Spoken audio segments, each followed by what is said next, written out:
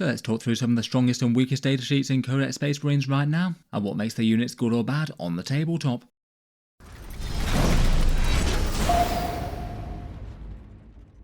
Hello and welcome back to Auspex Tactics, where today we're talking Adept to the Astartes, and in this video I thought we'd do an overview tier list for the Space Marine Codex, ranking units by how good they are in game.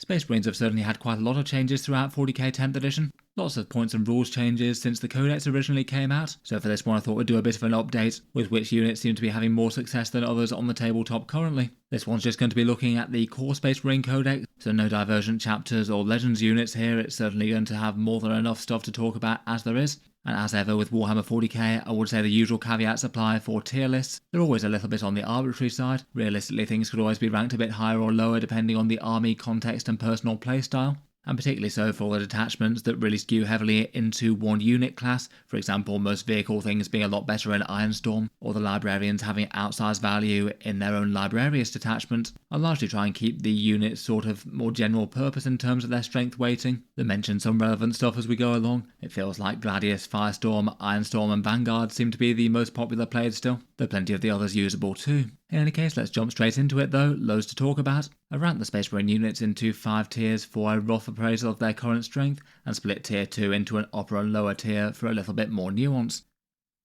First up in tier 5 I've just ranked a couple of datasheets here. Most units have at least some argument to be played, though I feel like maybe the Hammerfall Bunker and Thunderhawk Gunship just stand out as below the rest. The Hammerfall Bunkers suffer in the fate of most fortifications in 40k at the moment, kind of being sidelined and just far too many points for what it does. It is fairly tough at 14 wounds at toughness 12 with a 2+ save, has a little bit of okay overwatch, but doesn't really have particularly scary damage output, hitting on a 4+ with its weapons, and certainly not compared with similar tanks or vehicles for its cost. The immobility is a bad thing really. If things want to hide out of line of sight for it, then they can absolutely guarantee that they can. It doesn't help with objective things with OC0, and its overwatch is nowhere near as good as it used to be in the index version of its pre-Codex Space Marines. I feel like if you were taking one of these, there'd be good arguments to take just about any other tank instead.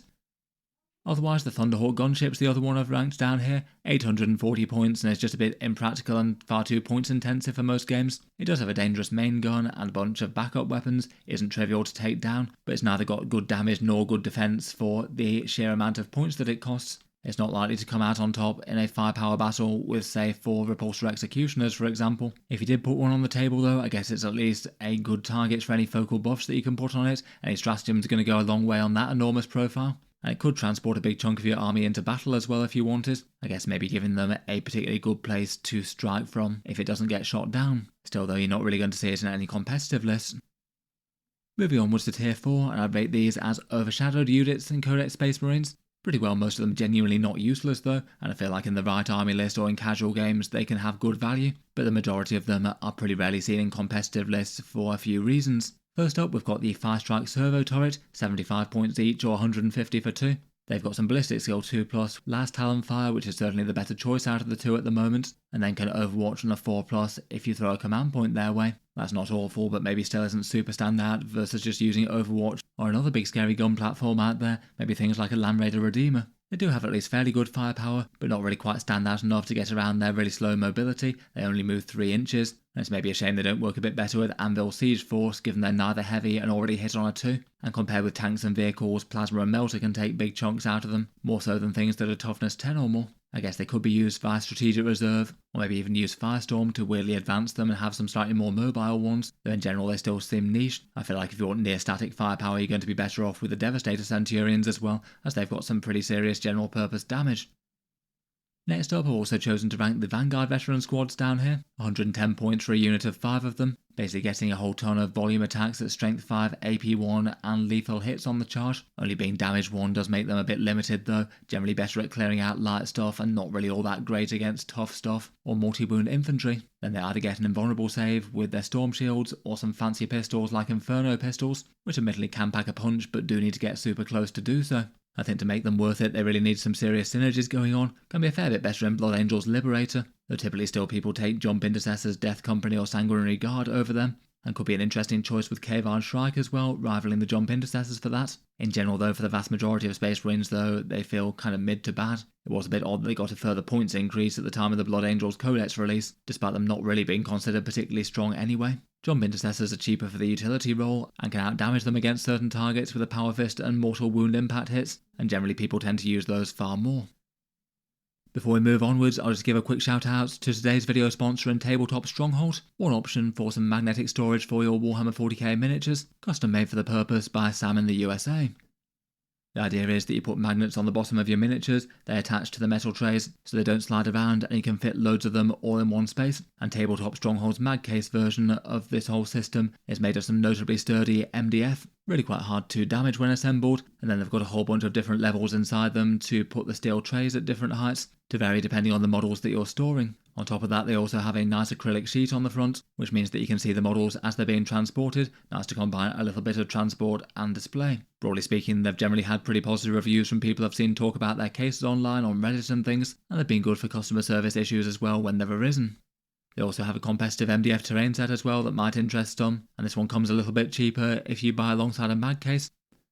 And if you want to check them out, there'll be links down in the video description. Currently they have a spring sale on for 25% off. That'll be ongoing for the next few days. I'll cycle back to their designs briefly at the end of the video for those interested, but in any case a big thank you to them for sponsoring this one.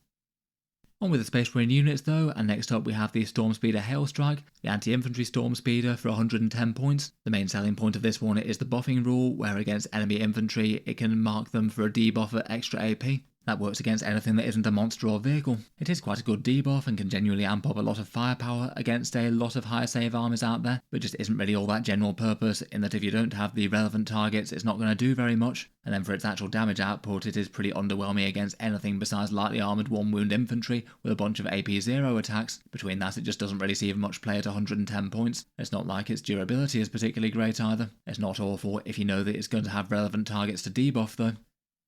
The Desolation Squad is 200 points for the Primaris with the missile launchers on their missile launchers. They have a little bit of direct fire anti-tank with their Supercrack missiles, and then Castellan missiles to fire out of line of sight and that Vengor launcher. They started out 10th as one of the most overpowered units in the game. They were rapidly and rather brutally nerfed all the way up to 200 points. Games Workshop really seem to be trying to keep indirect fire pretty niche in 10th edition as it goes. Even at this level, I still have seen occasional people putting them on the board. Perhaps in Gladius Task Force, between Storm of Fire, Devastator Doctrine and Oath of Moment, those Castellan launchers and Vengor launchers can put some serious hurt on the enemy, and could be a choice for using Oath of Moment on to deal a bit of damage to something critical right from the game start where everything might be hidden. In general though, they're still a very niche choice, and far more lists tend not to use them than actually put them on the table. If they ever get exposed to anything, their durability is absolutely terrible per point.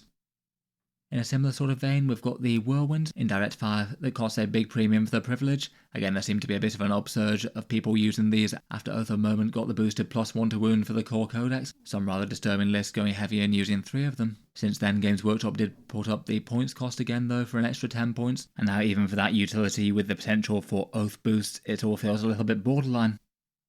The standard Dreadnought still feels significantly behind the curve. It's been one of the units that's been pretty bad since early 10th edition, but hasn't really got any sort of improvements unlike a lot of other stuff. It's 135 points for a slightly lighter vehicle with a 2+ save, a bit of punchy melee with a power fist, 1 heavy weapon, and then the main selling point being an aura of reroll ones to hit for nearby infantry. At the moment he just feels like he pays a bit too much of a premium for that, and would have to be buffing really quite a lot of Space Marine infantry to make it worth it, and if you're assembling that kind of fire base it's almost certainly going to be making use of Oath of Moment anyway, so the reroll rule a bit redundant. Definitely one that could do with a sharp points decrease here, maybe a bit weaker than most of the things out of this tier in my opinion. Next up, we've got the standard Tactical Squad for 140 points. The selling point for these guys basically being 1 big punchy heavy weapon and the joint cheapest marine bodies with scouts. 14 points per model isn't too bad for the power armor stat line durability wise, and they have a little bit more weight on objectives for OC2. It's maybe a bit annoying that the Tactical Squad kind of doesn't really have a special rule. Their only real power is that you can split them into 2 halves of 5, and you can field other squads in squads of 5 anyway, so it's not really all that helpful. And then if you did go for that with the split squad size, most of the time there's just units that people would prefer to use for the backfield role or the going forward role with their different special rules that the Primaris ones get. Often holding the home objective might be done by things like infiltrators with their deep strike denial, and pushing forward there's a lot of rivals, things like scouts to start in the mid-board, jump intercessors with deep strike and secondaries, standard intercessor units with their double shooting rule now, plus they also have sticky objectives, and others like incursors too. Overall, it seems that a cheap points cost and 1 las cannon or multi-melter doesn't seem to be enough to overcome that for most people, even if it was nice to see a good points decrease compared with what they were previously. The Primaris Ancient for 50 points gives you +1 OC, and just doesn't really have all that much to sell him versus the other minor support characters that do more for a not so very different points cost. I guess could be okay for the selection of enhancements that can only be taken by Ancients. There are a couple of them out there, but if you want a cheap support character for a unit, there's lots of other good options. Probably a Lieutenant might be the most obvious one that tends to be more helpful than just a bit of extra OC. The Apothecary does something a bit more interesting in my opinion, with his revive a single model per turn. He's 50 points per that, but basically kinds of banks on the enemy damaging your unit but not outright destroying it, and then waiting around until your command phase until he can set one model back up on the board, and even if you go for a valuable model like say a Space Marine Hellblaster, that's still only recouping on paper around about half the points that you paid for this guy. So unless the opponent's kind enough to allow you to do it again, he still might not really be all that justifiable. He might be a bit better with Hellblasters than otherwise given their chance to damage themselves with their own overheats, but even then it's not exactly great given that the overheats happen after he'd just like to heal a model, not before. I've seen a few people who quite like them for more casual games. It's not like he's the most points intensive character in the world. I've basically never really seen him played in competitive lists at all in 10th edition. I feel like the numbers just don't really add up for him.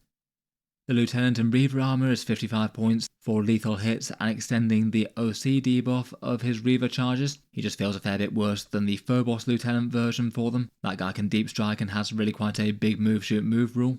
Never mind the fact that Reavers in general might just want to operate individually as small cheap units to skirmish for objectives and provide their debuffs without going all in on character investment. They're still not going to get to be particularly great damage output, even with a character attached, and taking away deep strike from the squad doesn't seem like a good idea either. I guess could have a little bit of interest for the Space Wolves Hounds of Morkai though.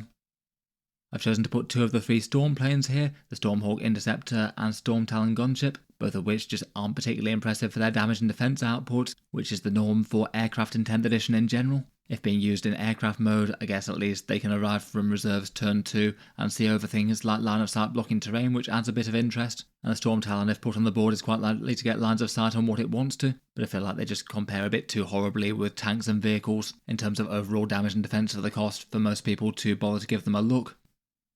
Lieutenant Titus, out of the Space Marine franchise, leaves a fair bit to be desired on his datasheet really. He gives sustained hits rather than lethal hits, which is more normal for lieutenants, but I feel like the problem for him is that it's sustained hits without a particularly good melee profile attached like the regular lieutenant has, where he can take a punchy power fist or a mastercrafted power weapon, where Titus only gets the anti-infantry AP1 damage 1 chainsword. So basically he's going to be good against light infantry, but not really against enemy Space Marine equivalents or tougher. That also means that his bonus fights on death rule doesn't tend to be all that meaningful, given that only some units need to worry about his damage profile, and I guess that's also worse than the standard lieutenant with their fallback shoot and charge type things, which can be handy on occasion. The sustained hit spawn isn't awful, but it's just not really enough for 70 points, when the rest of what he does is so heavily outcompeted by other characters. I guess it doesn't help that also being from Ultramarines, there's lots of other characters on offer, and again I've not really ever seen anyone play him competitively since his datasheet came out. There's just at least a good 4 other units that are better choices, even if he's not completely unplayable. I guess you could make an argument for him in Sternguard perhaps. Otherwise, I've also rated Cato Sicarius down here as well, 85 points for basically scout for his unit, assault weapons for his unit, and a 6-inch reactive move when the enemy gets close to him, which I think particularly taking the scout and the reactive move together does make his unit a nuisance to try and deal with. I've occasionally seen people running him with things like company heroes and just being a somewhat tanky, somewhat threatening unit to scrap for the midboard. I feel like at 85 points though he is just a bit pricey for what he really does, particularly given no damage buffs to his unit or no free stratagems. Sometimes the reactive move could matter really big, but sometimes less so. I feel like compared with a few of the other choices here, I might have been more tempted to put him towards upper end of this or tier 3 potentially though. I have seen a couple of competitive lists use him from time to time. Again though, he's definitely competing for Ultramarine space, given that in my opinion there's 4 better characters out there that you could choose, particularly Guilliman and Calgar. Finally, we've got the big chunky hunk of resin that is the Astraeus, the Primaris Super Heavy, with the great big macro accelerator cannon plus some plasma sponsons. Being quite such a big and points intensive Space Marine unit, he's going to have massive value from anything that can support him, things like Ironstorm stratagems or Tech Marines. It does have the downside of having a rather enormous physical profile that can make it really hard to move around terrain on the board. If there's any sort of close terrain setup, then it might not be able to move forward much. And despite having twin-linked Strength 9 and AP -1 on the gun is a bit limiting, things that are 2+ saves or toughness 10 or higher are just generally not going to be great targets, and at this amount of points cost worth of model, it does need to be pretty terrifying to big scary stuff. As a result, you're much more likely to get more value from multiple smaller units, 3 or 4 more normal sized Space Marine tanks as opposed to one great big scary one. Moving up to tier 3, and here we've got a bunch of datasheets that I'd rate as having a bit more interest and a bit more value than a few of the ones talked about already, though maybe not being ones that are particularly stand out of the Space Marine book. First up, we've got Heavy Intercessor Squads, now 110 points for a bunch of guys with toughness 6 and 3 wounds. Really quite chunky defensive profiles for the cost there, extra tough against small arms with their special rule, and somewhat recently they had their bolt rifles upgraded so they're all damage 2 now, so a bit better at killing things like standard issue enemy Space Marines, and fail saves against vehicles and monsters and things will sting a bit more. Unfortunately, with that coming with a points increase, their damage output still isn't exactly particularly general purpose or standout, quite nice against standard Space Marines and doing a bit of chip damage against most stuff, but doesn't really seem to have quite tipped them into the point of being outright dangerous units, and feels like the role they'd want to go for will maybe be holding a backfield objective with a bit of objective control and extra long range, but if you're doing that then you'd be passing up cheaper units that also have some useful special rules for doing that, say infiltrators with their deep strike denial or intercessors with their sticky objectives and double firing. They're also maybe not particularly incentivized to move towards the midfield given that they don't really have great melee. I feel like perhaps their best attachment is the Anvil Siege Force as well, with those heavy weapons on the bolt rifles. Getting +1 to wound on them when they're static could be quite nice, but at least in more competitive games of 40k, that doesn't often tend to be something you can always afford to do. I feel like they're a unit that's hard to go too massively far wrong with in more casual games, but like a few of them very rarely ever get picked for more optimised lists for competitive play. Next up, we've got the Infernus Marines at 90 points per 5 of them. They're the new Primaris with Flamers coming out in the Leviathan box set, mass strength 5 auto hits now with a little bit of AP, so fairly good damage against light infantry there, and enough mass flamer threats to be able to threaten to stack a bunch of damage on Space Marine equivalents as well. They can threaten fairly big overwatch in the midfield, which is maybe one of the biggest draws to them versus the other various choices of Space Marine skirmish style infantry, and perhaps might be best in the Firestorm, getting extra strength when they're up close, the advance and shoot that can allow them to actually get in range semi-reliably, and also having some good stratagem support like devastating wounds. They get on quite well with Vulcan Hestan as well with his wound rerolls. For the majority of armies that don't have those sort of things going on though, they don't see so much play. I feel like the extra 10 points that was added on to them kind of balanced out with the AP boost that they got. I feel like don't look particularly great versus intercessors in particular, who also have really quite good anti-hold shooting but also at longer range. They're cheaper and have some better supporting rules with that power fist and their sticky objectives. The Devastator Squad is 120 points for 5 Firstborn with 4 heavy weapons, the usual choices likely being las cannons or multi-melters, and grav cannons maybe being another alternative option. They've got a couple of fire support special rules, ignoring cover if they're static, and once per game option to flip a dice to a 6 with a cherub, which could be good for a las cannon or multi-melter wound roll. But overall they seem to be fairly niche compared with the various Space Marine gun tanks out there, maybe having similar sort of firepower but not the same sort of speed or defense, whereas just a few casualties can make their damage output go down by a lot. Again, they're maybe a more interesting unit for the Anvil Siege Force than most, getting the ignored cover and +1 to wound on those heavy weapons if they're static could be quite nice if they can actually survive to fire, and I have also seen them being used in the Librarius Force as well. A quad las cannon unit with a librarian can put out a fair bit of firepower and make good use of the detachment buffs and stratagems. By that though, they tend to be kind of niche versus the other Space Marine firepower infantry and particularly the gun tanks.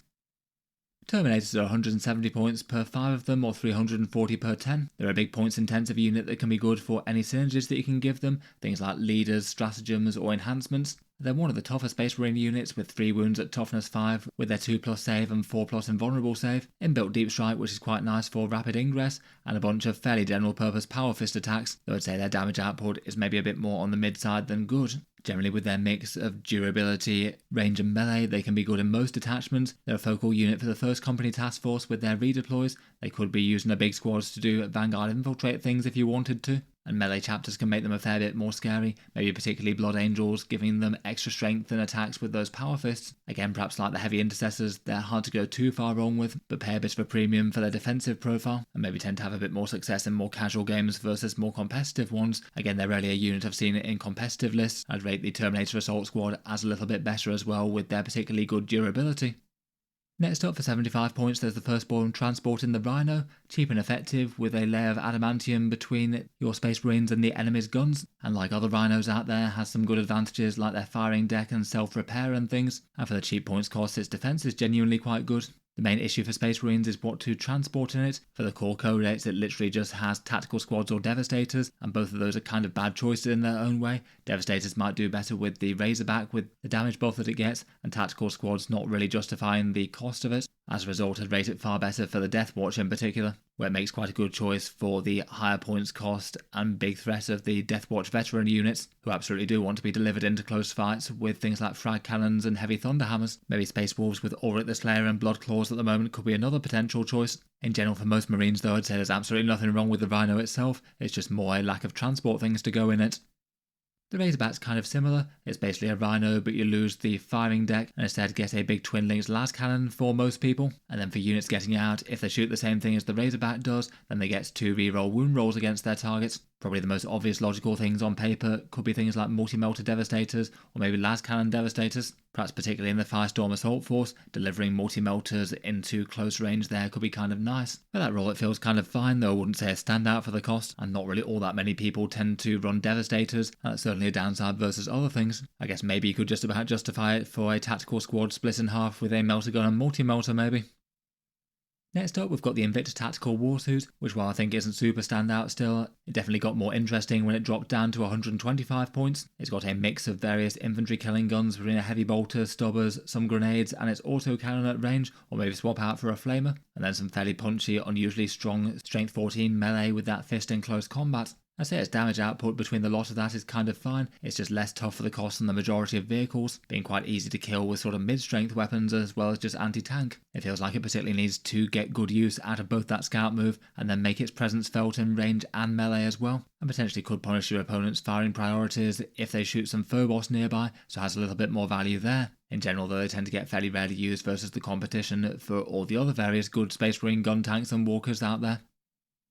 Next up, we've got the Land Raider Crusader for 220 points. This one's the cheapest Land Raider, and that does mean it's really tough for the cost. 16 wounds with a 2+ armor save, really quite good with Armor of Contempt or Smoke. It's got a big transport capacity, which could be good if say you wanted 6 aggressors with 2 characters attached for example. But its main weakness is that it goes in for just anti-horde firepower, so a whole bunch of twin-linked bolter shots, and that means against some armies with lots of one-wound infantry it's genuinely going to be quite effective, but against things that have lots of good saves or tanks and vehicles, it's really not going to do very much at all versus the competitor Land Raiders. In general, it's kind of fine to deliver big scary stuff into melee with Assault Ramp, but I generally see it as worth it to upgrade to the las cannons or flame storms if you can avoid it.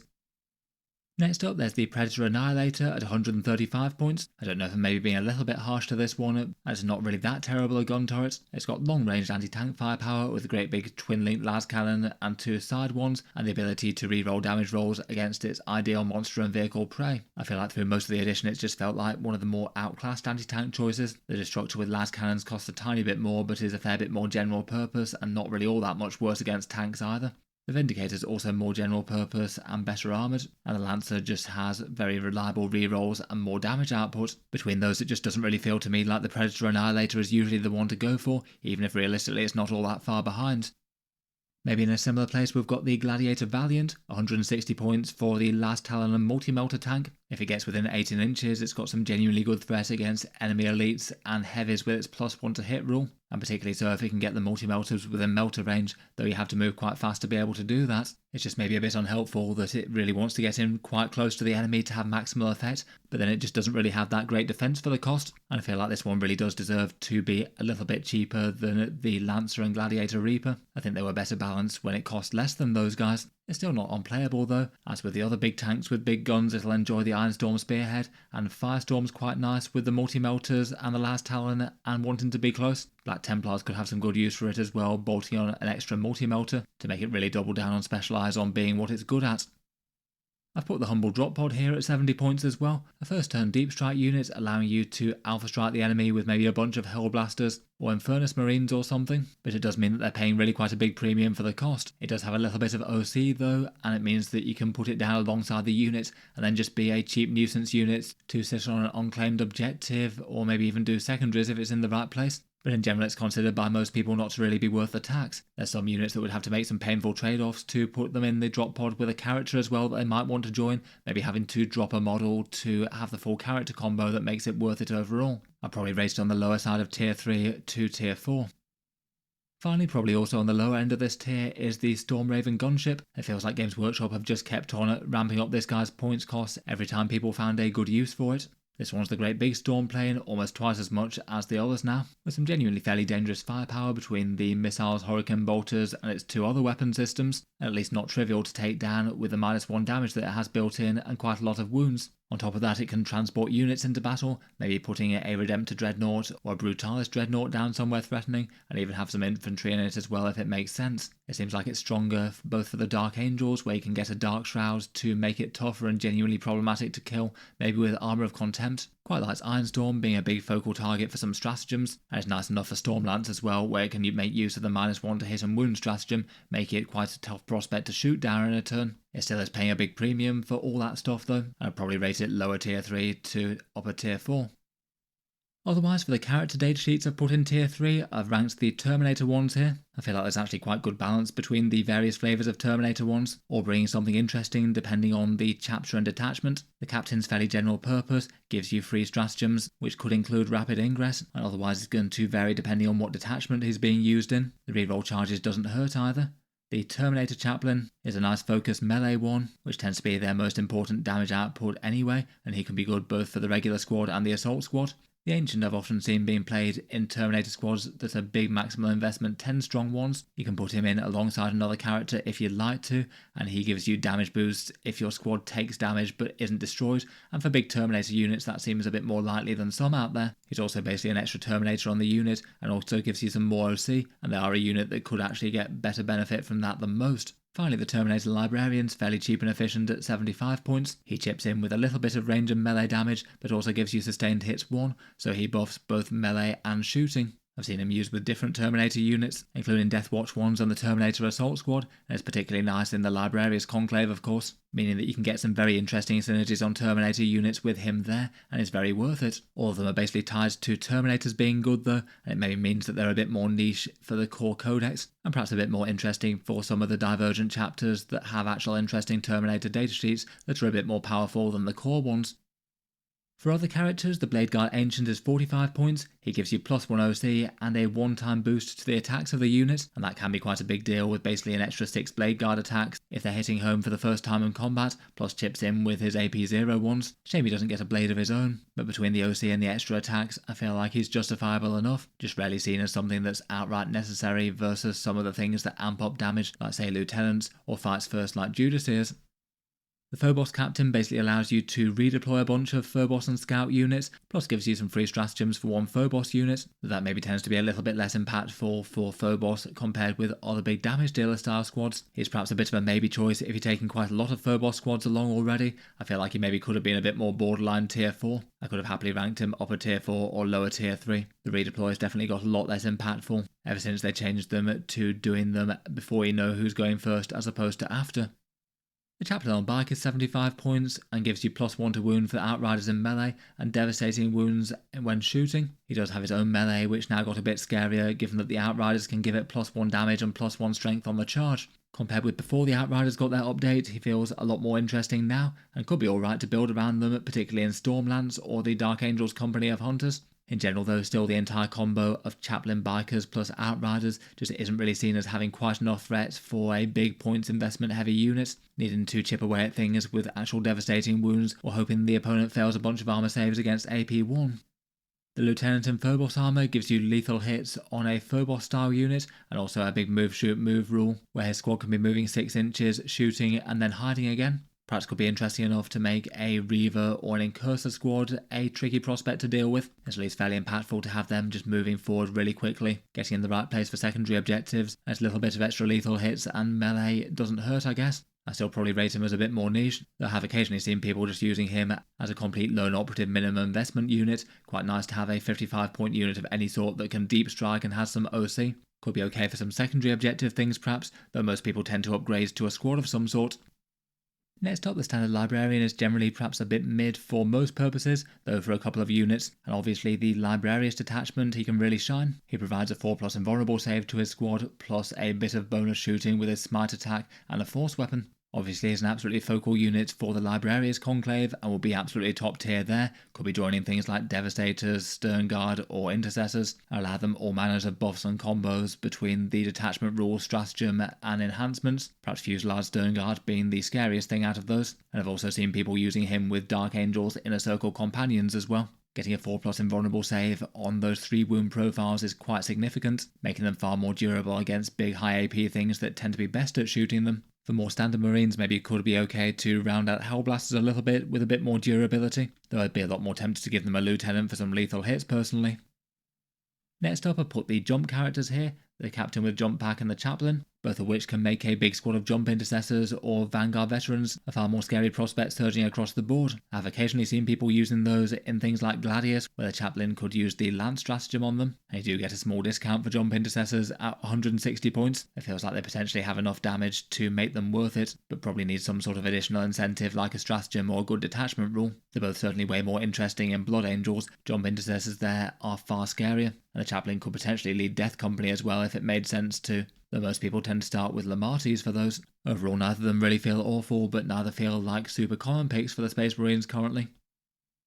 Next up, I've chosen to put both of the Imperial Fist characters here. Both of them may be feeling just kind of fairly costed for what they do, as opposed to being desperately stand out or hugely weak. Lysander's 100 points, and he has some very hard-hitting melee with that big punchy Thunderhammer, and has -1 to wound for his Terminator unit that will make them a big investment squad that's kind of hard to remove from the table. And then Tor Garadon brings Ignores Cover, which is interesting enough for either heavy intercessors or aggressors in particular. And then also has some massive punchy melee of his own right, where he's particularly great at taking down vehicles, his own personal damage getting into absolutely brutal levels for a 90-point character. If he can get into close combat there, even his grav gun can be a potential big source of damage against vehicles. I feel like both are usable enough if you want to build around them. They just don't really feel crazily stronger for the points than most generic characters out there, and perhaps a bit take or leave. And as with the other Divergent chapter characters, they have to compete against the Ultramarines ones in terms of which chapters get played in strong armies. It's kind of similar for the next two as well, both of which are interesting enough, but also stop you using Gilliman and Calgar and friends. And Father Phyros is 95 points. He gives you a 5+ feel no pain for a Gravis unit, which can make for a very tanky heavy intercessor squad. And likely he wants to move up the board buffing those guys, and then supporting vehicles nearby with a +1 to hit, and a big boosted 3 wound healing, which is particularly nice on things like, say, Vindicators or Redemptor Dreadnoughts. He is fairly fighty in his own right as well with those servo arms and his heavy bolter. Perhaps the main downside is needing to build a core of your army around him, but seems usable enough if you'd like to. Then finally for the characters I put in tier 3, we've got Corsair Khan, 70 points for a fairly cheap and fighty head taker character. He has precision and makes his unit a fair bit scarier on the charge. He's nice enough with Blade Guard or Assault Intercessors, and fairly cheap and efficient melee danger for the 70 point cost. Again, has the issues of competing against Ultramarines as a solo character chapter, and he maybe doesn't impact the game quite so much at a more army-wide level like some of the other characters do. I suppose he makes Outriders a bit more weighty on objectives if you wanted to use those.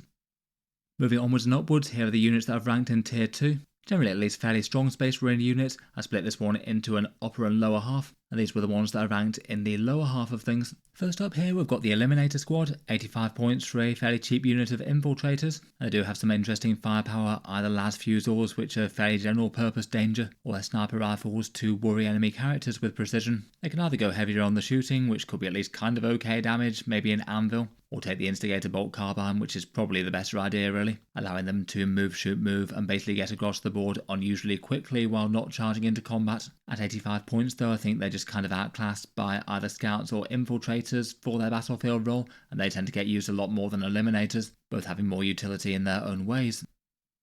Next up we've got the Stormspeeder Thunderstrike, a 150 point skimmer that has some fairly accurate shooting from a good distance away. Previously it tended to be at least fairly popular in Space Marine gunline lists, though after the Oath of Moment change going to a +1 to wounds, that kind of meant its special rule was often redundant against things it was targeting, particularly if Gilliman's around and you might well be getting a +1 to wound against 2 targets a turn. As a result, it tends to be a fairly unlikely choice for most core Codex chapters, though maybe a kind of interesting one if you're going heavy on Space Marine firepower for the Divergent ones. Could perhaps be an option for some shooty Deathwatch kill teams maybe, or one of the others that goes for a fire-based element for part of their army.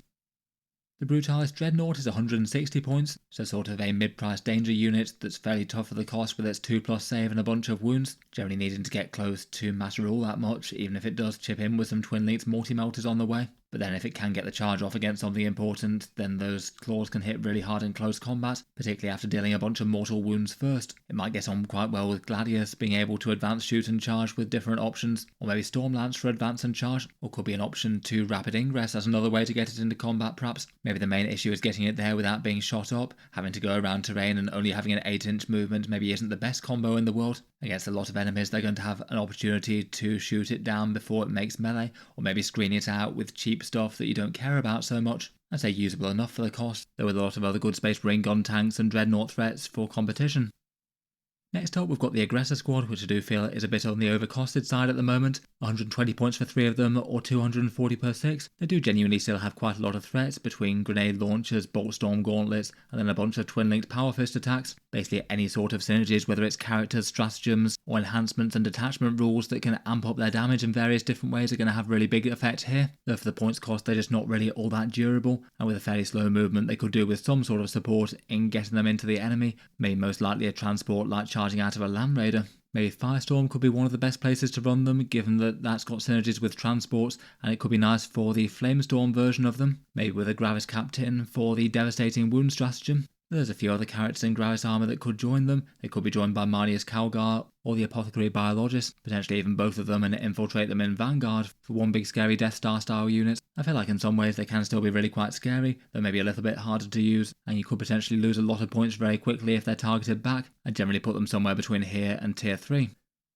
The Terminator Assault Squad aren't so very different from the regular Terminator Squad, generally fielded with Thunderhammer and Storm Shield for 4 wounds and some devastating wound attacks. They're not hitting quite as accurately and having a slightly worse special rule. Being quite such a big and general purpose danger and defense unit though, they could be good for certain stratagem or enhancement combos in detachments, maybe things like the 5+ Feel No Pain from the Tannhauser's Bones for Black Templars, or perhaps infiltrating with Dark Angels, and a bunch of the different character choices seem pretty viable for them. Overall, I'd probably rank them as more sort of fairly costed than standout great though. For 75 points, we've got the Suppressors, cheap Primaris Deep Strikers with auto cannons, and on paper could be quite a nice unit for doing secondary objectives. They don't cost too much to jump down and get into one area of the board or maybe do an action, and if not doing actions, they can contribute to the battle with their auto cannons while they do so, which aren't really too standout against all that many things, but will chip in against most targets at least. And they do also have their special rule for -1 to hit, potentially quite impactful against a big scary enemy Death Star style unit, though if these guys get wiped out, then that stops functioning, which isn't really great as they're pretty fragile for the cost. Having to choose between moving and hitting on a 3+ is a slightly painful trade out as well, so you can either have okay damage output with them or their fast movement, but not both. They can be handy enough for some cheap units for doing secondaries with though, maybe as rivals for things like deep striking Reavers or jump intercessors. Next up, we've got the regular Land Raider at 240 points, as with the Crusader, a big tough hunk of adamantium, toughness 12 with a 2+ save, and delivers units into melee very quickly with the assault ramp, particularly nice for things like aggressors and stuff that can't fit inside an impulsor. Generally you'd want something that's a big central damage dealer combo to warrant the investment, or a unit that can't go elsewhere, maybe things like Assault Centurions or supported Blade Guard with characters or similar. And I feel like most people would probably rate the 4 las cannons that it gets over the firepower of the Land Raider Crusader, which is mainly anti-infantry, though still might lose out to the Impulsor for smaller units of anything up to 7 these days.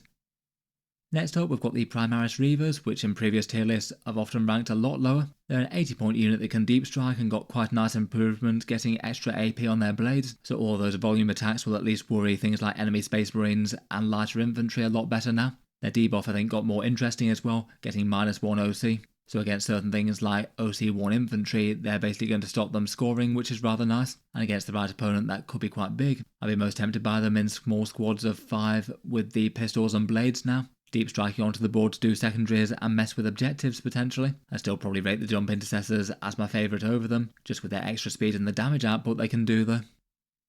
Next up, I've put both sets of Centurions here too. The Assault Centurions are 150 points for 3 Space Marines inside Space Marines with siege drills. If they can get into enemy tanks or vehicles, they will hit them really hard with those. They're twin-linked and get sustained hits too against their favoured prey. Plus do have some okay shooting at close range as well between their Centurion bolters and some melter guns. Their main issue is that they're just incredibly slow, so they need some transport to get there, some sort of fancy deep striking mechanic potentially, or maybe more likely a Land Raider. Individually they're quite tough, but don't compare enormously great against things like tough tanks and vehicles, particularly against things like plasma fire and melter fire, which is quite dangerous to them. Overall usable enough, certainly really scary against the right target, but maybe a little bit harder to use or easier to play around with their slow movement.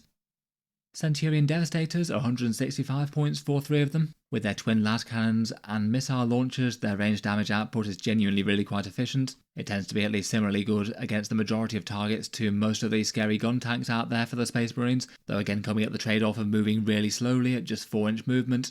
and the potential to get locked up in close combat and unable to shoot. Unfortunately, they recently lost their single best combo with Uriel Ventress and the Vanguard Centurions, meaning that you can no longer just have a squad of 6 of them essentially warp around the board for one command point in that one. Though still rate Vanguard as a better choice than most for them. You can still redeploy to hit other targets if they happen to be out of position. You just have to position them on the flanks and not right in the centre of the board somewhere. A unit of 6 of them is really quite interesting for Death Watch as well. They can still essentially do warping Centurions for one command point, though it would consume the opportunity to use that for other Death Watch kill teams. Overall, with a points decrease, I still think they're very interesting, have some massive firepower, and are still unusually scary in some detachments. Finally, for a few characters that are ranked here, I put the Chaplain here at 60 points. He gives you a +1 to wound in melee, a bit of fight with his Crozius Arcanum, plus some battle shot protection. He could be a reasonable enough choice for Blade Guard or some chapter-specific infantry, maybe things like Foot Death Company for the Blood Angels. In general though, he's just very rarely been the go-to choice for Space Marine armies recently, typically things like Lieutenants and Judiciars or named characters often getting the nod before him. Lieutenants are often kind of fairly similar value against tough stuff, at least in terms of the damage buff, but also bring a power fist to the party as well, which is a bit more general purpose than the Crozius. Still definitely not awful though, but has a whole load of competitors. I've put the Grise Captain here for 80 points, likely going to be strongest for aggressors, outside of perhaps some niche use for things like a captain in the Anvil Siege Force for heavy intercessors maybe. It feels like he has a couple of detachments that makes him a bit stronger. Firestorm Assault Force can allow him to get cheaper devastating wound flamers with aggressors potentially, and that's got some other good infantry related stratagems. There seems to be at least a fairly recent trend of people using him as a completely independent character and taking Artificer Armor in Gladius Task Force, so that gives him a 2+ save and a 5+ feel no pain. That's pretty intimidating to take down, and his own damage threat is pretty chunky as well. And the Death Watch quite like him as well for their rather scary Indomitor kill team. He could bear the term of Ectoclades there if he wanted. Overall, like the rest of captains, he maybe feels rather detachment dependent. In each of those 3, I'd probably rate him higher than this, but for maybe some other detachments, I might rate him a bit lower. Finally, for characters I've ranked here, I've put Pedro Cantor here too. 90 points for just quite a well-rounded special character, slightly better shooting than you might expect with Dawn's Arrow, a really quite punchy power fist at AP 3 and damage 3, a damage buff that gets better as his squad takes more casualties, though perhaps the scariest thing is a +1 attack at range and melee that lasts for a whole turn, which could be really quite intimidating for, say, him charging into combat with a squad of Stern Guards. He'll also make all Stern Guard on the board OC2 as well, which doesn't hurt. The +1 attack thing is quite nice, affecting both range and melee, and it means that him plus a unit of Stern Guard are quite likely just to absolutely wipe out an over moment target, almost no questions asked. The big downside with that one though is that you can't trigger the special rule when he's embarked on a transport, which is kind of bad, given that that would probably be the best way to run him if you could trigger that rule in that way. It makes him quite a lot more limited and unlikely to be able to strike at the enemy absolutely optimally. I still think it's an interesting choice though, again coming with the downside of locking you out of taking other named characters such as all the Ultramarines ones. I'll probably overall rate him a bit borderline between here versus tier 3. Moving onwards and upwards though, and here we have the units that I've put in the upper half of tier 2. These ones are the non-character datasheets, and we'll move on to the character datasheets that I've ranked here after. As you can see, I put quite a lot of stuff here. I feel like a whole range of Space Marine units are very viable in the right detachment and situation. First up, we have the new and improved Blade Guard veterans, dropping down from 90 points down to 80, and they've got fairly general purpose melee with their strength 5 damage 2 power swords, a profile that's generally good at killing Space Marines, but can get really quite general purpose if you've got buffs going on, things like Adrax Agatones, reroll wound rolls, lieutenants or chaplains for +1 to wounds, and definitely other good options as well, like maybe Marlius Calgar or Judiciar. They're pretty easy to deliver into combat from either a Land Raider or an Impulsor. Potentially an Impulsor and a detachment where you can advance and charge go pretty well hand in hand. They're really somewhat tanky with their Storm Shields with a 4+ invulnerable save at their new lower points cost, and are going to be extra nice for any detachments that have got good ways to boost their damage output too. Maybe Blood Angels being the most obvious one, going up to strength 7 and +1 attack on the charge is a whole load of fightiness. They still do have downsides of being fairly slow moving, so you do need to think about how they get in there. They're not so tanky that they just want to slog up the board and take damage, and their profiles do struggle with things like toughness 10 or more if they don't have multiple things helping them out to get better against those. They're still quite a lot more interesting and scary than they used to be though with that points efficiency. Next up, we've got the Assault Intercessors with jump packs. 90 points for 5 Space Marines, 1 with a Sergeant with a Power Fist. These guys are fairly easy units to include for a combination of secondary objectives and a bit of damage threat. They move fast when they're on the board, and they hit at least fairly hard with mortal wound impact hits plus a power fist, maybe a couple of plasma pistols as they go in, then a bunch of chainsword attacks. It feels hard to go too far wrong with maybe a squad or two for some secondary objective support, weighed up against all the other Space Marine units that can do that, and can be stand out for certain armies, perhaps particularly Blood Angels once again, where getting to Strength 6 and bonus attacks for these guys turn them into a pretty savage infantry blender unit as well, and can get truly outstanding with some character support. It could be interesting with Kavan Shrike too with his lone operative shenanigans.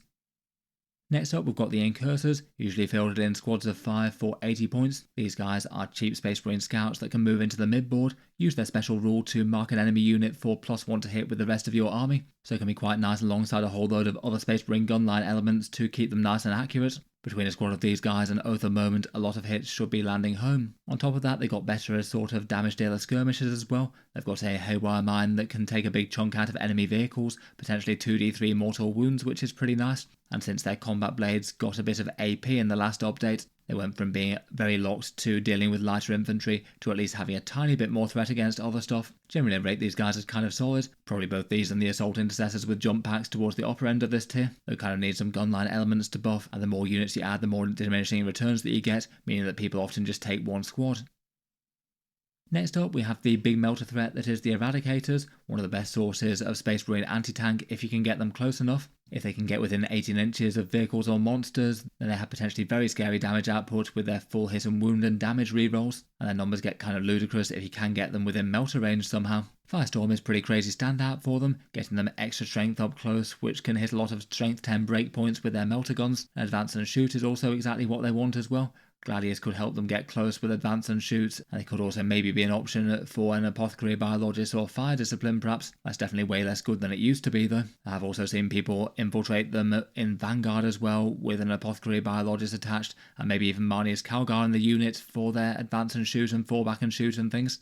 Otherwise, strategic reserve for a single unit or a repulsor for a bigger squad could be an option to get them into battle. They might like the reactive re-embark of the repulsor as well. They do have some of the scariest numbers out of the Space Marine army, but do have plenty of weaknesses as well. They're pretty slow, short-ranged, kind of so-so durability. They can get locked up, and they're not really all that general purpose, but if you can work around all that, they've got great anti-tank damage.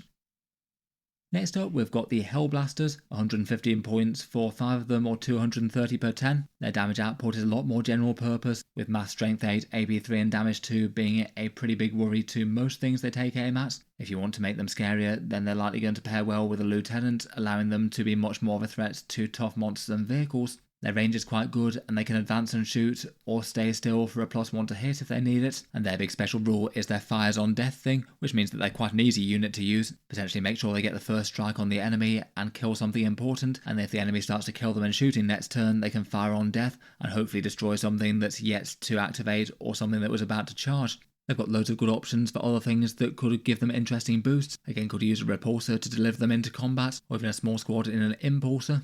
Gladius could protect them against getting locked up and have Storm of Fire. The Vanguard has a ballistic skill and AP stratagem. It could be an interesting choice for the Blood Angels, Angelic Inheritors. The Librarians Conclave is pretty nice with them, and Librarians aren't terrible in their own right, and they're even heavy weapons for Anvil, though I feel like the chance of them just being left unshot in the open is kind of low. For their main downside, their defense isn't really all that great. Their hazardous rolls will chip away at their own unit, even if you do get some shoots on death constellation. Aside from maybe standard issue Space Marines, they tend to be a bit jack of all trades, master of none, not really stand out against most targets, but sort of alright against everything. In general, between all that, they tend to be a unit that works far better in more casual games than at more high-level play, but they do occasionally get used.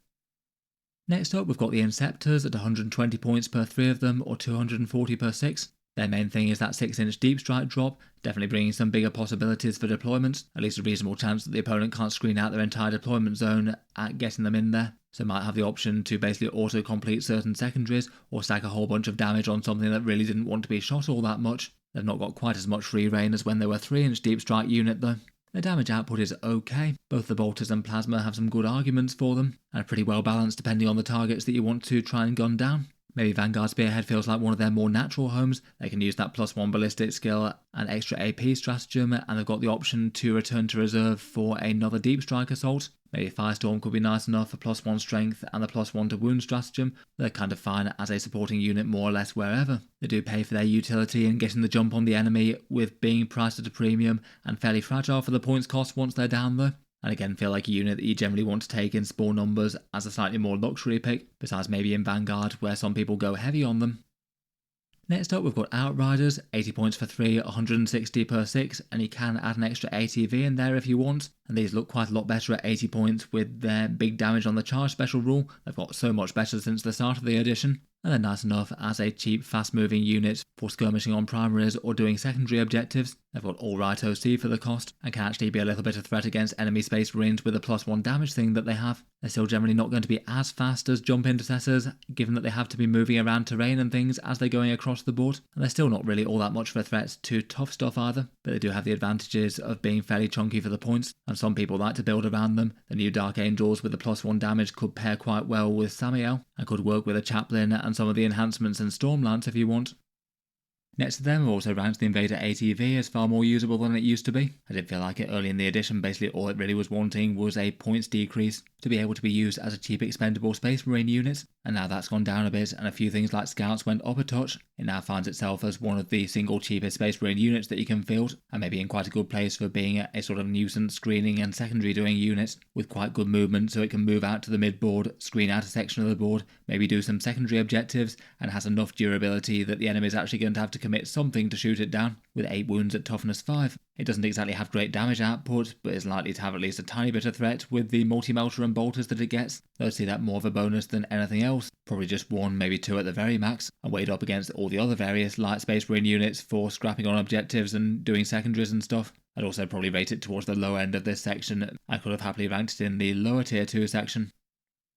Next up we've got the Company Heroes with their recent points increase up to 105 points. For that cost you get at least a fairly tanky unit of Space Marines with 4 models with a -1 to wound with the captain leading them. In isolation without any chapters considered, they're kind of a bad unit, as they really need a specific named character captain to lead them into battle. Maybe one of the most notable users of them currently is Marnius Calgar, who between him and his honour guards can have really quite a nice general purpose unit, with Calgar farming command points, and then the overall squad both being fairly tanky and fairly good on the defence with the hero special rule. They have a little bit of shooting with their heavy bolter, a champion that can chip in towards melee threat, and a bit more presence on objectives due to that banner. Otherwise could be nice enough for other special characters as well, maybe Uriel Ventris or Vulcan Heston, and maybe weighed up against cheaper things like Assault Intercessors who can lend the characters their rerolls, or even regular Intercessors with their sticky objectives and their shooting buffs recently.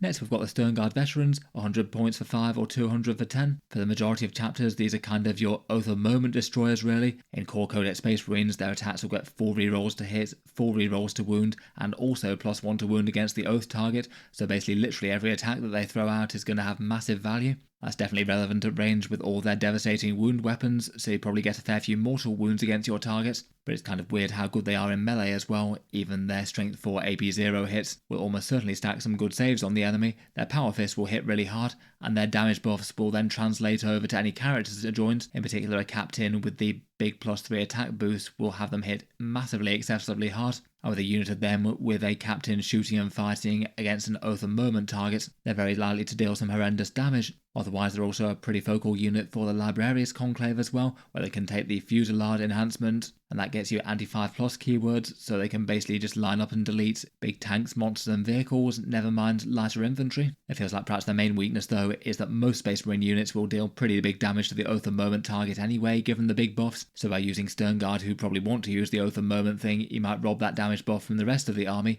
even if they can do it very very well. They're also not really all that tough for the cost either, and might be a high priority to take out once they're exposed. Next up I've chosen to put the Assault Intercessors here, 75 points for 5 of them or 150 for 10. Again perhaps a unit that tends to be played with the right chapter or special character supporting them, maybe more so than for their own right. In themselves though they can still be a fairly solid trading unit, nice and expendable for the cheap cost with good OC and some good rerolls. Fairly solid for skirmishing against the mid-board objectives versus their peers, given that they can give 4 rerolls to wound if they're targeting something or an objective though. They're really nice with a character attached, and quite a lot of good choices there. Azrael's often seen running around with them for the Dark Angels as a cheap retinue that can help boost his melee damage. Ragnar Blackmane could be an option for the Space Wolves, and they work really well with standard captains for the Blood Angels, where with maximal buffs in Liberator Assault Group, a small unit of these jumping out for an impulsor with them can be very fighty. Talking of impulsors, I've also put this one here as well. 80 points for the Primaris open-topped Razorback equivalent, transporting 7 with a good 12-inch move and a firing deck if you happen to have any ranged weapons, and the durability being pretty good for 80 points as well, and a little bit of threat in its own right with its side guns, a heavy stubber, and then you can choose either between something like a shield dome to make it tougher, or a missile array to do a little bit of chip damage there. There's quite a few units between the core and divergent chapters that can make good use of them. Maybe things like Blade Guard with a character attached now that they can fit, Assault Intercessors with character combos, maybe some Hellblasters, perhaps Sword Brethren with Hellbrecht attached, or Dark Angel's Inner Circle Companions. Basically it can operate like a battlefield bunker for melee units, essentially giving them a plus 3-inch movement to their threat range when they jump out, and if there doesn't happen to be anything in charge range, then it can move up into the midboard and hopefully wind up in a place where either it's safe or its occupants can get out safely behind terrain if the transport is destroyed. The Black Templar version of this with the bolt-on multi-melter is quite nice as well. The Gladiator Reaper is 160 points. This one's the focused infantry killer gladiator variant, a big twin heavy onslaught Gatling cannon for a bunch of devastating wounds against most targets, some Tempest bolters for yet more damage 1, and then getting sustained hits 2 against infantry targets, which between that and the devastating wounds for the Gatling cannons means that it's genuinely solidly efficient against things like Terminator equivalents as well as just light infantry. As a result, it's often quite popular in Ironstorm, or maybe alongside just some other fairly tank-heavy Space Marine lists. If you've got lots of vehicles like, say, Ballistas, Dreadnoughts, or Vindicators that tend to go a bit less in for horde clearance duties, then it could be a nice option to play carefully with in the games where the enemy's got loads and loads of hordes. Overall, it feels fairly solid for what it does, but unlikely to be one that you want, say, 3 of. I've also put the Predator Destructor here, 140 points for a fairly general purpose gun turret tank, with the autocannon being extra AP against things that aren't monsters and vehicles, and then usually a couple of las cannons to back it up, and between all that you have something that's at least fairly good against tanks and vehicles, and not dreadful against medium infantry either. It can take buffs quite well, including Oath of Moment and other things. Again, we'll quite enjoy Ironstorm, particularly with rerolls for las cannons, and it's quite long range versus some of its competitors. It did go up plus 10 points recently though, and I feel like this has taken the edge off it. I feel like maybe in reality I probably should have put it down to tier 2 lower at least with that, though I still think it's in a place where it's going to be effective enough with the Space Marine firepower buffs and Oath. Next up here I've put the Repulsor and the Repulsor Executioner, 180 points and at 220 if you want the big gun version. Both of these are fairly solidly tough with 16 wounds at toughness 12, so at least needing some good dedicated anti-tank to take them down. The standard version particularly so with that profile for just 180 points, and gets you a big transport tank that's got a fair few anti-infantry general mixed threat guns, and it's quite nice for transporting some ranged infantry, maybe things like Hellblasters or Eradicators, and then even has that fun special rule where you're able to embark them back in when they get charged. It could be quite nice for the Firestorm in particular. The Repulsor Executioner gets its heavy onslaught Gatling cannon, often backed up by a laser destroyer. Again, quite a scary and fairly general purpose tank that's going to be bad news for most things it takes aim at. That one feels particularly nice in Ironstorm, being a good target for stratagems or focal unit buffs that really want to affect one of the biggest and scariest Space Marine tanks around. Overall both solid enough, maybe tending to be taken in lower numbers as opposed to being spammed though. The Redemptor Dreadnought is 210 points, maybe most notable for being tanky and hard to take down, as well as its 2+ armor save. It also has its -1 damage special rule, meaning that it's very hard to do chip damage to with damage 2 or damage 3 weapons. It can mean that Tech Marine repairs are kind of extra painful, piling wounds back on that reduce damage. Besides that, it's got some fairly general purpose damage, a bunch of infantry shots, then often backed up by a macroplasma. Not really particularly good shooting for its points cost, but enough that will chip away damage against most things and could use Oath of Moment rather well, and does have some close combat threat as well with a bunch of fist attacks at damage 3. Overall generally just quite an easy Space Marine unit to use, stomping up the board and tanking a bunch of firepower, and maybe making itself more of a nuisance than it is to kill for the enemy, and if they don't deal with it, it will chip away at things, particularly elite infantry with that big blast profile with the macroplasma. Finally for this tier we've got the Land Raider Redeemer, 280 points for the big Flamestorm variant of the Land Raider, able to roll up the board and disgorge some squads of assault troops into close combat. It's got slightly more transport capacity than the regular Land Raider, so it could be nice for say aggressors with a character attached. It has fairly nice damage with those Flamestorm cannons, being able to barbecue Space Marine equivalents and lighter, and has really massive overwatch threat with those as well. It's generally quite tanky and lights Armour of Contempt fairly well, and again might be nice in certain detachments. Again, Firestorm maybe being a handy enough one for this, with a transport with close range shooting, and could get on well with Vulcan Hestan with the rerolls that he can bring to Melters and Flamers. It is a bit on the pricey side at 280 points though, definitely paying a premium more than the other Land Raiders, though I'd say it's probably worth it on balance. Otherwise, for the tier 2 units, there's a bunch of characters I chose to rank here as well. The standard Space Marine Captain is 80 points, getting you a discounted stratagem, which might have more value in certain detachments compared with others, though it's quite nice to be able to get those sort of options for free, if he otherwise makes sense with his damage and defense style profile. He gets his finest hour rule with +3 attacks and devastating wounds, which means he can hit really hard, and might like units that can buff that in some sort of significant way, say Assault Intercessors with their rerolls, or maybe even Stern Guards with their big rerolls to hit and wound against an Oath target. As mentioned, he tends to be fairly standout with Blood Angels as well, and he could use the Rage Fueled Warrior trait for the sustained hits 3 thing for a single turn, which means that on his big beatdown turn, he'll be able to turn over even potentially enemy super heavies with a good roll. Overall, he's solid enough in the right place.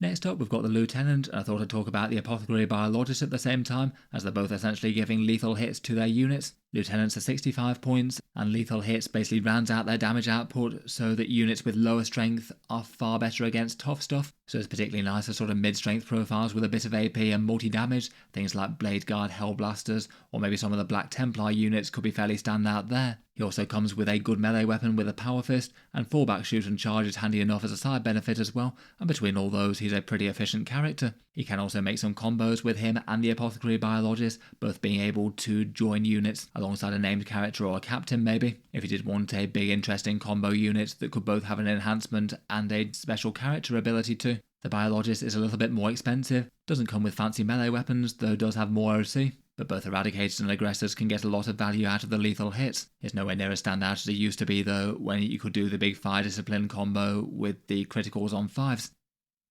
The Judas here is 70 points, and he can give fights first for his units, making scary melee units just very dangerous to charge for certain enemies, and could make them really big heroic intervention threats as well to jump into combat and hit the enemy first. His own personal melee damage is fairly good as well, with some good AP, devastating wounds and precision, and can be a particularly nice target for a whole load of things that amp up melee damage in one way or another. He really likes things that can make him either damage 3 or strength 8, or improve his threat in some other way. I've seen a few Deathwatch players using the Thief of Secrets with him. I feel like I've maybe seen him used most with things like Inner Circle Companions, or maybe Sword Brethren with some big fighter units that can really make them worrying to be able to charge against with fights first or good heroic intervention threats. Could be okay with things like Blade Guard as well. Perhaps one downside versus things like Lieutenants is that he doesn't amp up damage output for the unit though, and he also can't attach another character alongside.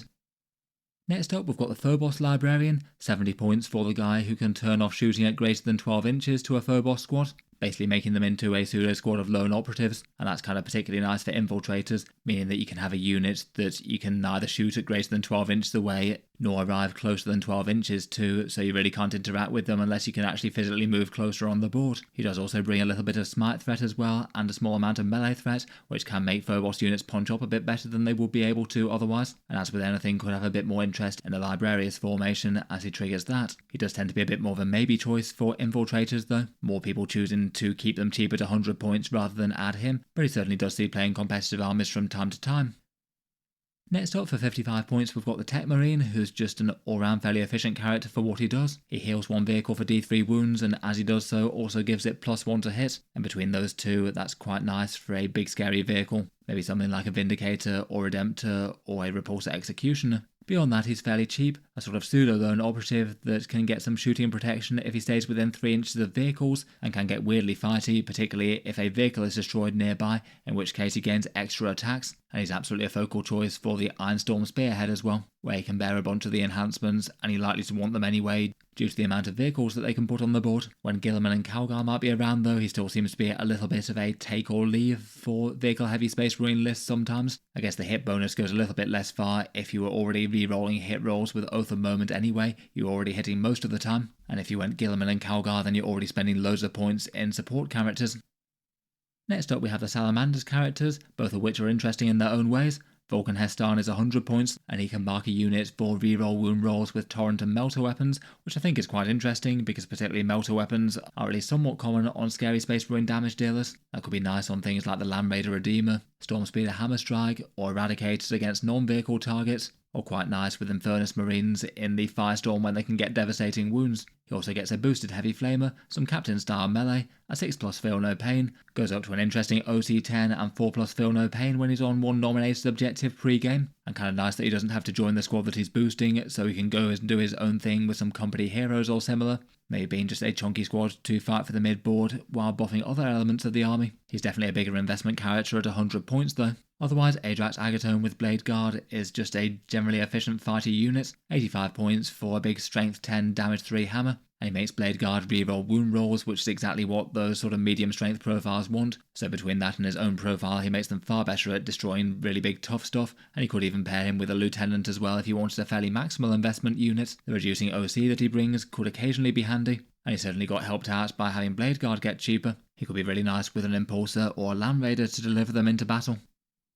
Finally, I've chosen to rank 2 more of the Ultramarines characters here. Uriel Ventris is 95 points and brings 2 really good special rules to the board. He can give one squad in your army the Deep Strike special rule that was prevented on using it with Centurions recently, which toned it down a bit given that they were probably the best target previously, and now it might be better on things like Hellblasters or Eradicators perhaps. Otherwise he gets a fairly standard fighty captain kind of profile, but also has a command point debuff rule built in, which is quite a nice thing to have on a disruptive unit in the mid board. It's quite a good match with the tanky profiles of the company heroes, that could be nice enough with Assault Intercessors as well if you want something cheaper.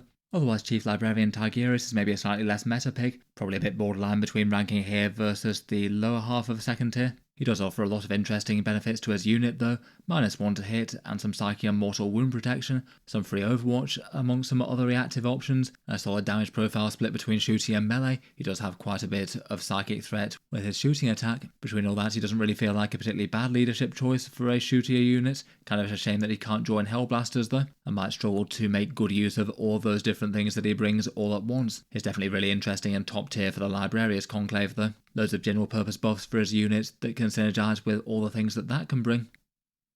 Moving up to the stuff that I've ranked in top tier for Space Marines right now though, and while maybe most of these aren't crazily ahead of some of the ones in tier 2, I feel like a lot of these are just reliably strong almost regardless of detachment. Nice support pieces or general purpose firepower that's really quite easy to use in game right now. First up, we've got the standard Intercessor squad, usually fielded in just 5s for 80 points. These guys just went from usable to kind of great when Games Workshop doubled their firepower, getting twice the amount of punchy bolt shots against enemy infantry if they all shoot at the same thing, which they usually wanted to anyway. They're cheap skirmish infantry and have sticky objectives, which is generally handy to have one copy of in the army at least, then you can push it on the home objective, and at least have a tiny bit of threat against tougher stuff between a power fist and a grenade launcher. For their points cost, they can absolutely shred enemy hordes, and even if that isn't something that Space Marine armies usually need loads of help with, between sticky objectives and some serious efficient dedicated anti-infantry, they often get the nod. They do tend to have diminishing returns though, due to multiple copies of the sticky objective rule maybe mattering less, so lots of lists choose to just run one unit of them for maximal efficiency there. They'll certainly feel like it's not an awful choice to take a second or third, provided other units are doing the anti-tank, though you might be more tempted by some of the other support choices, such as the next two.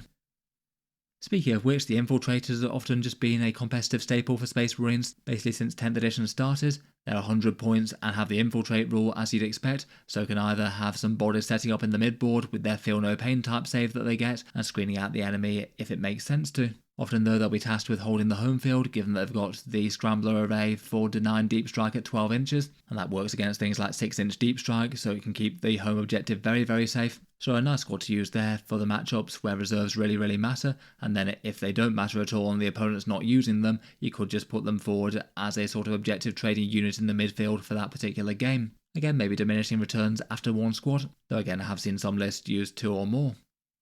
Next up, we've got the Space Marine Scout Squad, easily the most efficient infiltrators that the Space Marines have right now. 70 points for a unit of 5 of them, so nice, cheap and expendable, kind of what you'd want for a frontline unit like them, and the damage and defense isn't particularly bad for the points cost. They can get a heavy weapon in the unit, and since their combat blades went up to AP-1, they can be an alright charge threat, particularly in certain melee focused chapters such as Blood Angels and Friends. Having both Infiltrate and Scout on the same unit is really handy as well, means they can set up aggressively to screen, and then depending on whether or not you get first turn, either pull back to somewhere safe or push up to be extra annoying, maybe move blocking or nuisance charging turn 1, but having them survive in the midfield is pretty nice if you can, just being in the right place to grab primary objectives that they can hide on or be in the position to do secondaries. They also have their return to reserves rule as well, which could be handy, potentially in the late game where it makes more sense to be able to have units to threaten things all over the board and potentially score points. Next up, we've got a few Space Marine firepower units, which despite a couple of these getting tones down, I still say probably rates just a little bit higher than the rest of the Space Marine things out there. They'll probably put the Ballistus Dreadnought a bit more borderline between tier 1 and tier 2 currently. It's still really quite a nice Dreadnought though, nice and tough for the cost with its 2+ save and cheap price tag, and then has long range dangerous firepower that is fairly good against heavies with that twin las cannon and a missile launcher that can get on well with Oath of Moment or can flex into the frag missiles to do a bit of anti-horde as needed. I feel like the slightly less high strength of the missile launcher perhaps gets particularly helped out by Oath of Moment as well. It certainly isn't quite as instantly spammable as it was at 130 points, though I still think it's very usable. It still seems that people have been fielding them in good numbers alongside Vindicators, presenting a wall of 2+ armor saves to the enemy that can delete things off the table very nicely, boosted by Oath.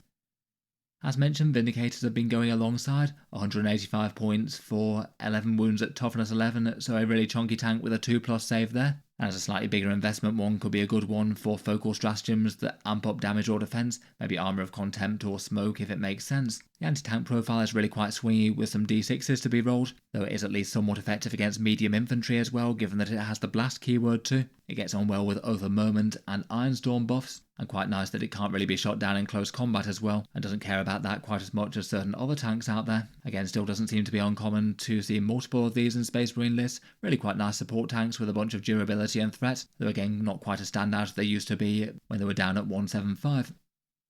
Otherwise, just for sheer ease of use and big anti-tank danger, I think it's hard not to put the Gladiator Lancer up here. I feel like for Guilliman style lists with lots of Oath of Moment rerolls on the go, it's maybe not quite as central a unit for that style of Space Marines right now, but can just be a unit that you can plug into all manner of different Space Marine detachments and divergent chapters as well, and just have some really focal, devastating anti-tank that doesn't really need additional buffs to go into it and can be effective at a long range. The Laser Destroyer gets 2 shots at strength 14 and damage d6+3, with rerolling a hit, wound and damage, and a few fire support weapons beyond that as well. It's not hugely general purpose, and it isn't really all that tough against enemy firepower as maybe the main weaknesses, but I feel like it does its job of just seriously hard-hitting long-range anti-tank very well.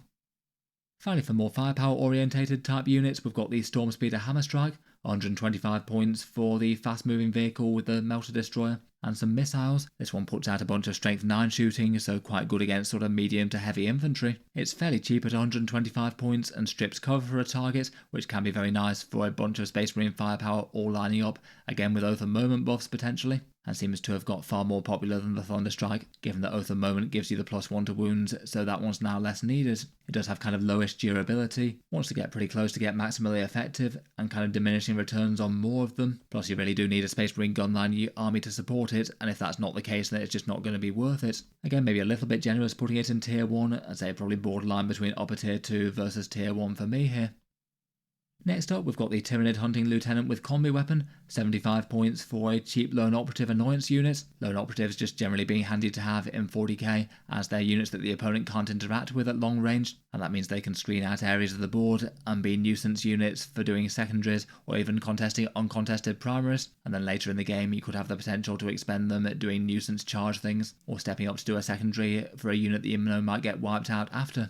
He can also add some reroll wound rolls against one objective in the center board. He's unusually hard to kill with stealth, feel no pain, and then really quite a big reactive move, which often means he can just walk over to the other side of a ruin when the enemy moves forward to try and destroy him. And he could pair quite well with Guilliman as well, being an infantry unit to trigger his Lone Operative rule, while also having Lone Operative himself. He can be a good choice for enhancements as well, maybe the Master of Machine War in the Ironstorm formation, things that help amp up his durability, or maybe the Stratagem Command Point debuff one from Vanguard. Between all that, he's just quite commonly seen in competitive army lists at least, usually just one in an army.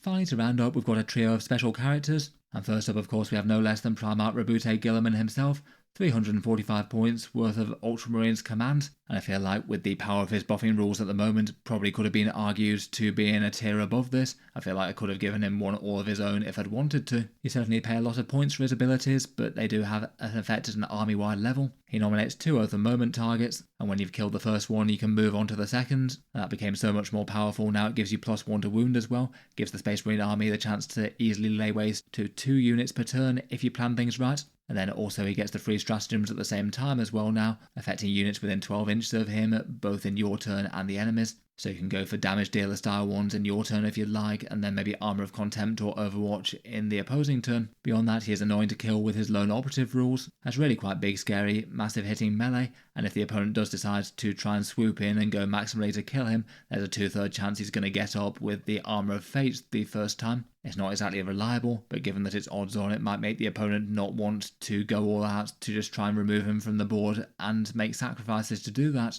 Overall, between the stratagems and the double Armor of Contempt and his own abilities, he is probably one of the most auto-include Space Marine units right now, and it did feel like it was kind of weird where he didn't go up in cost but a bunch of other things did last time they did a balance update. Seems odd to make the gunline units worse for other chapters when he's the guy who's really taking them to the next level. Otherwise, and still often seen in the same list as Guilliman, is Marnie's Calgar, though he is costed at a big premium now at 210 points. He generates 1 command point per turn, which is kind of big, though he does need to be out of a transport to do that, and goes alongside his 2 Victrix Honor Guards. Between them and an attached unit, he makes a big scary melee squad, and the guards can both add extra melee threat and be good tanks for the unit too, with their 2+ saves and 4+ invulnerables. He still seems to be most commonly seen with company heroes. I feel like plenty of other things can be really interesting choices as well, everything from aggressors to eradicators to the now cheaper blade guard, and he makes his own unit get to exactly where they need to go with advanced shoot and charge, and he has fallback shoot and charge if needed. The extra 10 points maybe feels like it's further taking the shine off him a little bit though. Still seems like broadly people are using him just to be able to get so many stratagems on the go for their army, though maybe a touch less auto-include than he was given that he both went up and the company heroes did too. Finally, for 100 points, I've chosen to include Kayvon Shrike here as well. Perhaps a character that I feel would get a lot more play if he wasn't the only draw to playing Raven Guard. As say paired with a unit of Jump Intercessors, he gives you a 260 point, really quite big threatening lone operative protected squad that can move around the board and almost certainly get the first strike on something, him adding in a bunch of twin linked damage to melee with precision. So she'll be some fairly brutal damage output against any sort of medium to heavy infantry. He also makes Jump Intercessors OC2, which is really quite interesting for a fast moving unit that's already good at secondaries, and can make his unit return to reserves if necessary, which isn't awful, but also at the same time their on the board position might often be more valuable. I feel like his main downside is locking out all the other special characters out there, and while his unit has really interesting utility, it maybe doesn't have crazy excessive damage output, so it's still a bit more of a scalpel tool as opposed to a great big hammer. Between everything, I'd probably rate him either lower tier 1 or upper tier 2. With the top tier stuff talked about though, that just about wraps this one up for now for me. As always, let me know your thoughts as to the Space Marine Codex right now. Is there anything that you might have ranked a little bit higher or a little bit lower? Look forward to hearing your thoughts down in the comments below.